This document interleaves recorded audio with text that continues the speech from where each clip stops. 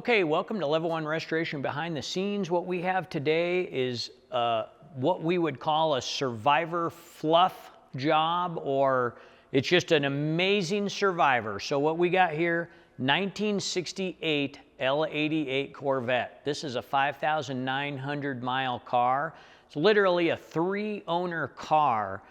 And my customer, Phil Mitchell, is the lucky owner of this car right now. So basically, this car, we don't know much about its early days, but it was bought by a gentleman, pretty small town out in California, and he owned it all the way into the late 80s.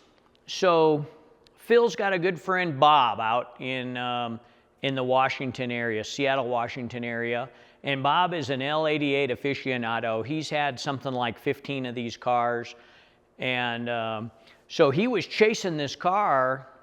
He had a friend that kind of went out and around and hunted cars and reported to him what he had found, and he would, say if he wanted to buy it or not. But so this car comes up, and the guy basically was telling more than one person about this exciting find that he has here. And the word got out. Another collector went into that small town and literally went to every auto parts store, gas station, and every place he could think of to go until he found someone who knew what he was talking about, went in there, knocked on the guy's door, and bought the car.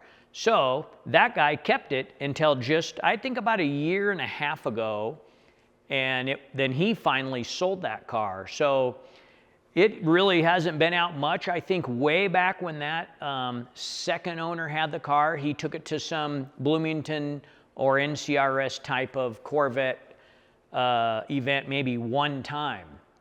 So my customer enters the picture, and we are going to take it to the Muscle Car and Corvette Nationals, which is out in Chicago every November, the week before Thanksgiving.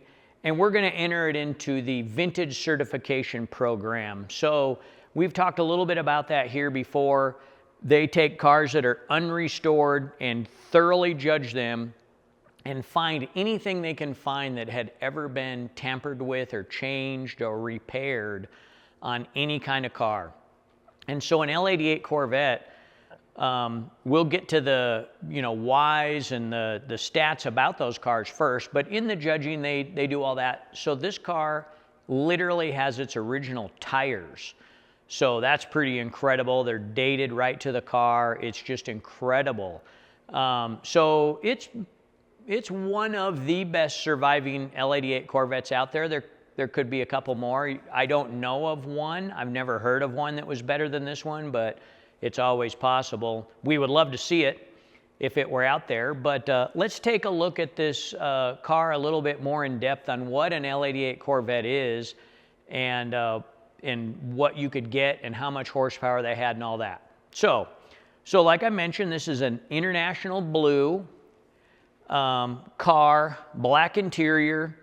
On an L88 Corvette, it was really a race car, and Chevy did not want to advertise this for the general public. So it's a racing 427 engine, but the rating on it was 430 horsepower. So on an L71 Corvette, they had the tri-power 435 horse engine was rated at 435 horsepower. At 5 horsepower more than this one. And even though that's a great engine with a solid lifter cam and everything, this was much more. This is a 12.5-to-1 compression engine. It didn't even have a choke for the carburetor. You could not get power brakes, and you couldn't get a radio. In '67, when they first introduced an L88, you couldn't get a heater. But even in some of the forms of racing they were in, they found that it was very handy to have a heater to defrost the windshield if the conditions, because they would race in the rain or whatever in that type of Le Mans racing and stuff like that. So in '68, they made 80 of these cars. And because of, I mentioned they didn't come with a choke, that's an 850 CFM Holley carburetor, and like I said, the 12.5-to-1 compression, single 4-barrel aluminum intake manifold, without a choke. So what would happen on a lot of these L88s, and we'll show you when we get under the hood, the air cleaner element is up in the hood.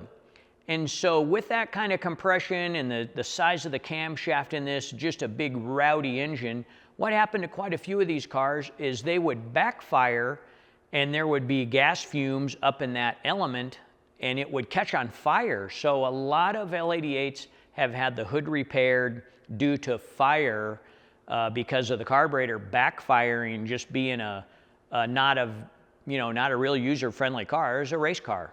So, and then on that rating, on that 430 horsepower rating, even the L71 at 435 horsepower, it would have had clearly more horsepower than 435. When we have rebuilt and dynoed 427s from a Yenko Camaro, which had a 425 horsepower rating, they typically will dyno about 465 or 70 horsepower.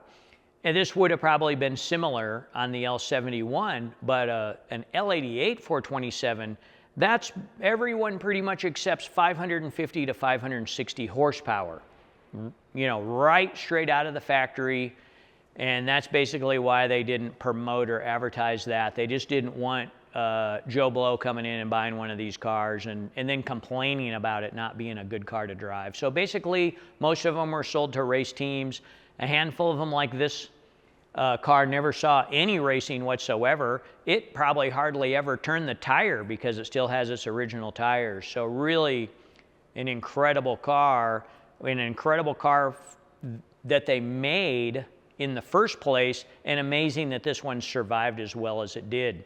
So I mentioned that we were going to take it out to have it judged at the Muscle Car Show. We did that this past November in 2024, and they have multiple levels of, depending on how many percentages of points that you scored. And so before you could, the highest category they have is a time capsule award. And right behind that is the Legend Award. And so basically to get a time capsule, you're talking original tires and really probably 100% original paint and upholstery, and you can hardly change anything on that car. So this car, even though it only has, I guess it's 5,900 miles, it had a couple of things go on. It had that carburetor backfire, fire. So the carburetor is dated 1 week after the production of this car. So when this car came in off of the transporter, according to the original owner, the transporter was taking it off of the truck.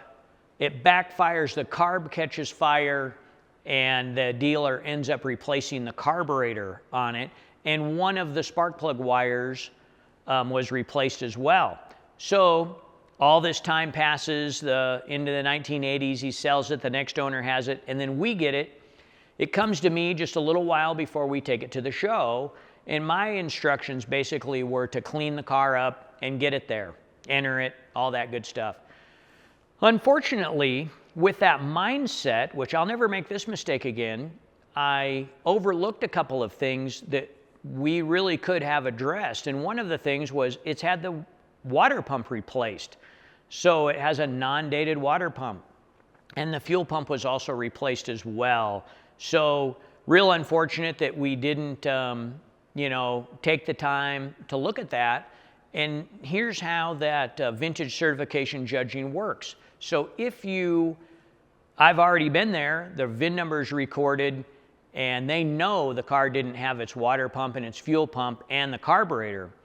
So the best I can do is, if I correct those items, is get half of those points back. So this Corvette did score the Legend Award, and it was just a little bit away from that time capsule status, which it really does deserve with its complete original exhaust, all of its tires, all of that stuff. It's really incredible. But now that that's been recorded, like I said, the best I can do is get half points for those items. We're going to fix those anyway, but it is the reality of this car's life and so many cars like it that they've had a water pump and a fuel pump, and most of those cars have had tires. But this is one incredible L88 Corvette. Here's the heart of this L88, the engine option. That was about $1,000 plus or minus option. The whole car was about, the base price was $4,600, I think, on this. So here we have this unusual air cleaner setup, just this screen here to keep large debris from entering the carburetor. But when the hood is closed, it has the air element up in the hood.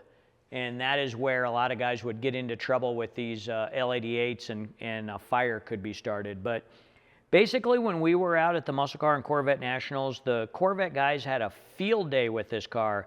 They literally took a couple of thousand pictures. It is no joke. Every little thing here is important on a restoration to a Corvette. From gloss level, look at this booster here, it's quite shiny.